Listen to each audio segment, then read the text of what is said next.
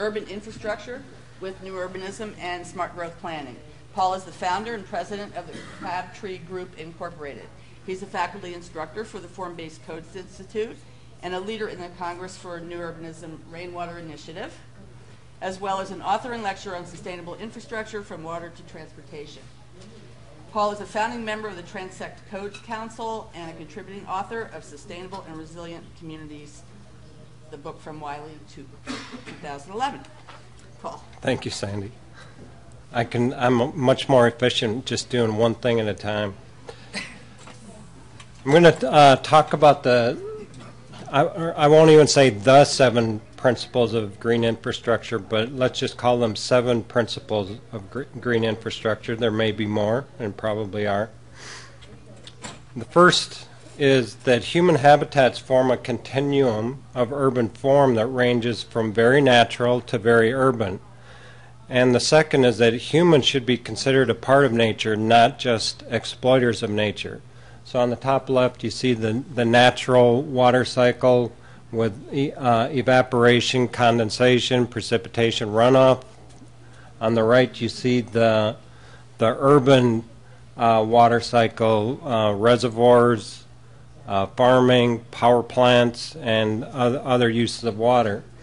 And the transect, the rural to urban transect, can be used to holistically determine the appropriate context for the urban interventions into nature. Third, normative, meaning ideal, standard, or model infrastructure, consists of the physical systems that support human survival and culture while restoring, protecting, and enhancing nature. And this diagram is an exemplar of compact development, which means lower per capita runoff. It's got planter strip bioretention. Narrow streets mean less impervious cover. There's street trees that provide evapotranspiration and a lot of other benefits.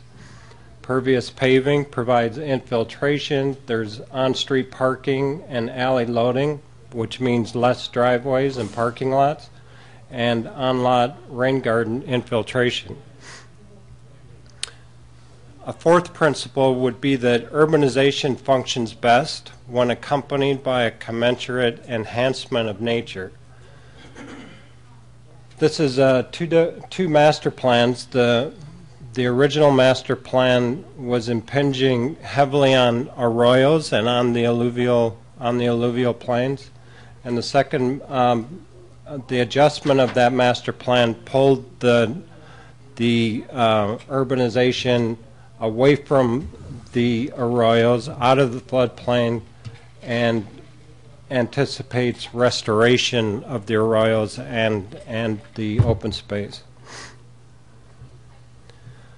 A fifth principle is that green infrastructure is essentially natural, while gray infrastructure is essentially mechanical. This is a before and after of the Los Angeles River, and showing the beauty of civil engineering. But many of you probably know that now LA is spending billions to restore the LA River and actually bring green fingers back into the city. The sixth is that normative infrastructure forms a continuum from very green infrastructure to very gray, and this could be referred to as the rural to urban transect of infrastructure. This is an example of an arroyo transect that at the beginning is T5, the more intense, with a lot of urbanization up close to the arroyo with paved paths for people to enjoy it. And in the second one is T4, where the urbanization starts to pull away and it gets a little greener in the arroyo. T3 on the bottom, less urbanization. T2, there's really just orchards. And then in T1, it's completely natural. Okay, the seventh, the correct prioritization for green infrastructure is, first of all, good placemaking. Second, cross-cutting benefits. And third would be the green recognition. And we often see that reversed in publications or advertisements for developments. And this transect here is showing the primary purpose of trees, where it begins in T1, where the purpose is entirely ecological, and at T6, the purpose of a tree is to make people happy in cities so they don't have to go out and destroy nature. So here's an example of green recognition and poor placemaking. And this is an example of a project that'll probably win some green awards because it's a green street retrofit. However, the on-street parking was destroyed in order to do the bioswale there. The rain garden pushed the building back away from the street, and then the pervious paving pushed it back even further. So it's a great rainwater treatment, but poor placemaking. This would be an example of good placemaking, where first the form comes, and then the rainwater treatment happens with bioswales on the edges and a French drain in the center.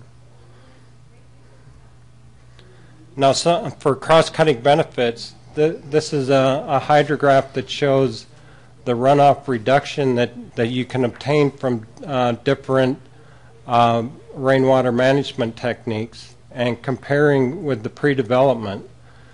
And as you combine them, you can actually reduce the amount of runoff compared to pre-development. And then it also helps to be able to show cost savings and comparing the costs per cubic foot of treatment for different rainwater management techniques.